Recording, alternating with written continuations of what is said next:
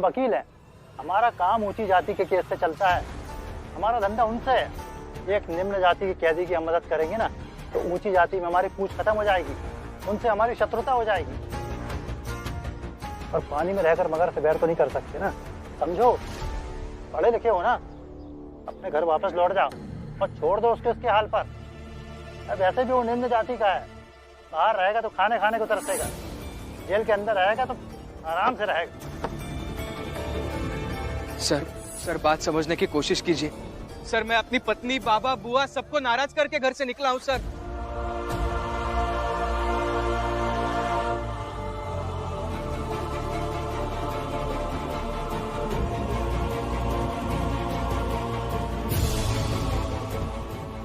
क्योंकि मेरी मानवता ने, मेरी इंसानियत ने और मेरी आत्मा ने कहा कि जाओ भीमराव और उस कैदी की मदद करो।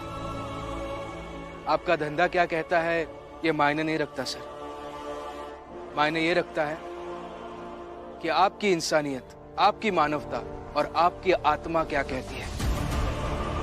अब इतने बड़े वकील बने हैं आप, तो सिर्फ पैसे कमाने के लिए तो नहीं बने होंगे ना। इसलिए हाथ जोड़कर विनती कर रहा हूं, एक बार उनसे मिलने दीजिए, मैं सारा सच जान लूंगा।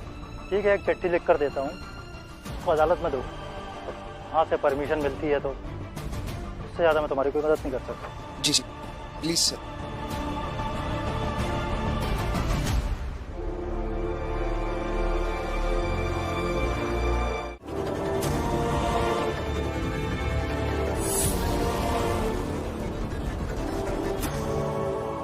अरे बोलो, मंजूर है कि नहीं? हाँ हमें मंजूर है।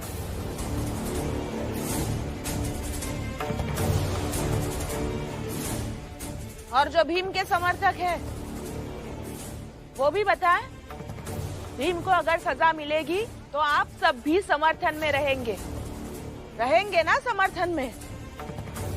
कहीं ऐसा तो नहीं भीम के साथ खड़े होकर पलट जाओगे? जीजा भाई,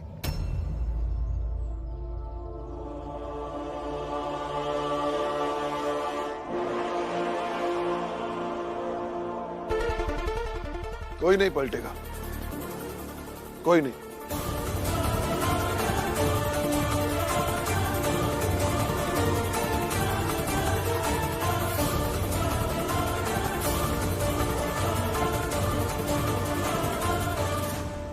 हमारू कहाँ जा रही है? और तू तो नहीं पलटेगी? इतनी देर से चाल का एक सदस्य बनकर खड़ी थी ना आपके साथ, तब कुछ पत्नी धर्म निभाने जा रही। अब निश्चिंत रहिएगा, इस बार मैं आप सबके खिलाफ नहीं जाऊंगी।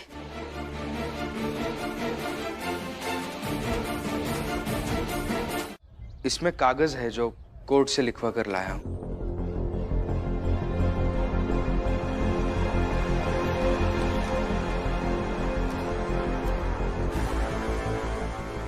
ये ठीक है ना?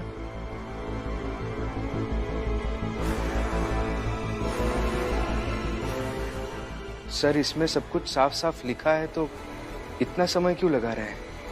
मिलवा दीजिए ना। मिलवा देंगे भीमराव, मगर मिलकर तुम करोगे क्या? मिलने के बाद क्या हो जाएगा? ये सब सवाल हैं। बस इतने ही सवाल नहीं है सर, सवाल तो बहुत सारे हैं। मैं उनसे मिलकर क्या कर लूंगा, वो मुझे क्या कहानी बताएंगे, कहीं आप वाली कहानी से अलग कहानी ना बताएं। फिर उन्होंने अलग कहानी बताई तो मैं उसका क्या करूंगा? वो कहानी लेकर मैं हमारे न्यूज़पेपर के ऑफिस में जाऊंगा तो आगे क्या हो जाएगा?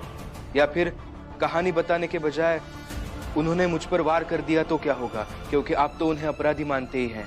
फिर इस जेल में मेरी जान को कुछ हो गया तो आपकी नौकरी खतरे में आ जाएगी। सवाल तो बहुत सारे हैं सर, लेकिन इतने सारे सवाल होने के कारण ये कागज होते हुए भी क्या आप मुझे उनसे मिलने से रोकेंगे?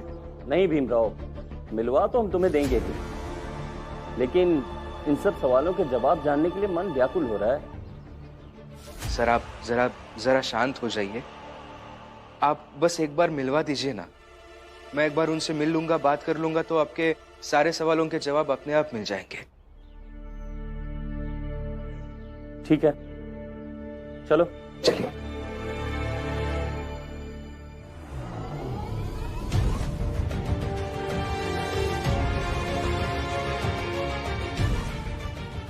सर, ये आपके लिए। क्या है ये? एक बार पढ़ लीजिएगा, समझ में आ जाएगा आपको।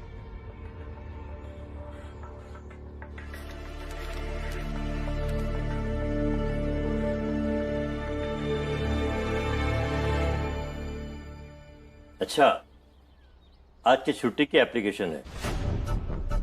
भीमराव आज छुट्टी पे है। जी। मगर ये हैंडराइटिंग भीम की नहीं है। उसने अखबार में जो छापने के लिए दिया था उसकी हैंडराइटिंग कुछ और है। ये उन्होंने नहीं, ये एप्लीकेशन मैंने लिखा है। तुम्हें भी लिखने आता है? जी हाँ, उन्होंने पढ़ना लिखना सिखाया है मुझे। वो पूरन जी से मिलने गया है ना, इसलिए ये एप्लीकेशन मैंने लिखा है। इस एप्लीकेशन को लिखने के बजाय पति को उस खूंखार आरोपी से मिलने से रोकना चाहिए था।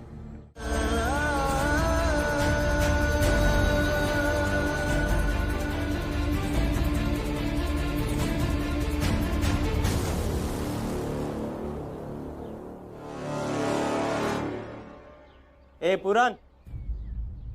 पुरान, ये भीमराव आया है तुमसे मिलने। मिल लो इससे।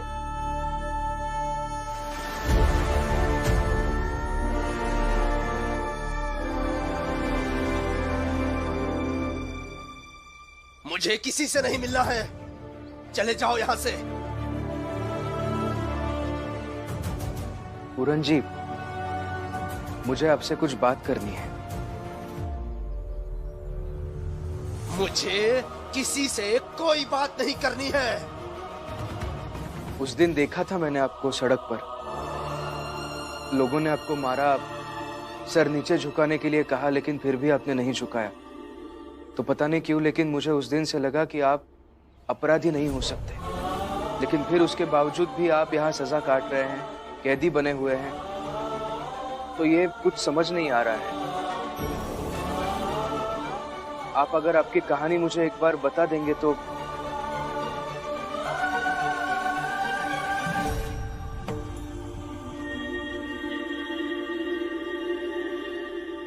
हो गई ना मुलाकात, मुलाकात खत्म। जाओ यहां से।